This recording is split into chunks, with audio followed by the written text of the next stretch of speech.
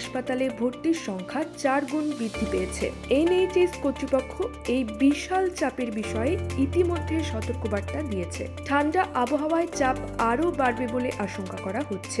NHS ইংল্যান্ডের পরিসংখ্যান অনুযায়ী 29 ডিসেম্বর পর্যন্ত হাসপাতালে 5074 জন ফ্লু রোগী ভর্তি হয়েছেন।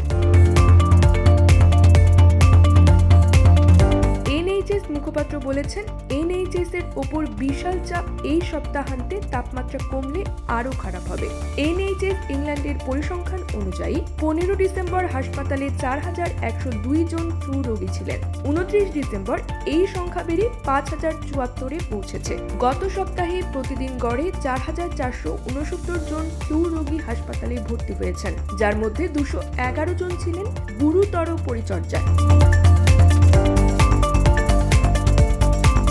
এই সংখ্যা আগের সপ্তাহের তুলনায় 17% বেশি, যখন গড়ে 3818 রোগী ভর্তি হয়েছিলেন এবং গুরুতর পরিচর্যায় ছিলেন 184 জন।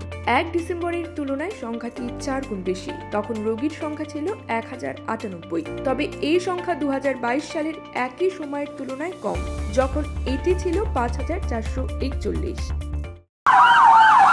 ক্রিমিনাল কিংবা পুলিশ কেস নিয়ে জীবন বিপর্যস্ত, বিগ সলিসিটরস রয়েছে আপনার পাশে।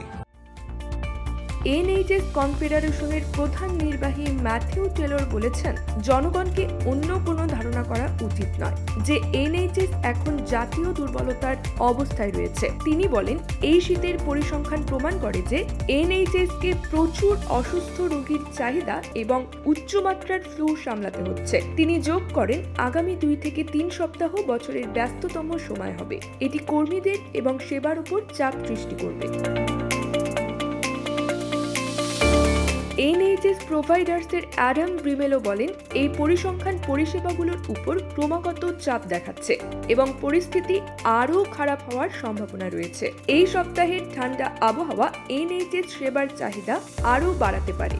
গত সপ্তাহে গড়ে প্রতিদিন 528টি হাসপাতালের শয্যা ডায়রিয়া ও বমি বা নোরোভাইরাসের মতো উপসর্গযুক্ত রোগীদের দ্বারা পূর্ণ ছিল।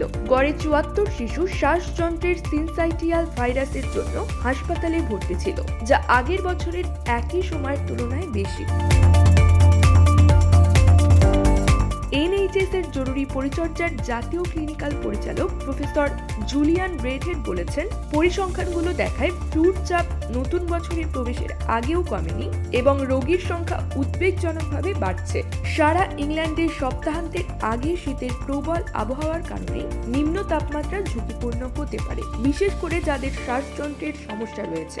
তাই ঝুঁকিপূর্ণ ব্যক্তিরা উষ্ণ থাকার চেষ্টা করুন এবং নিয়মিত ওষুধ মজুত রাখুন। স্বাস্থ্যগত পরামর্শের জন্য এনএইচএস 111 এবং 111 অনলাইনের সেবা ব্যবহার করুন। News desk, big TV.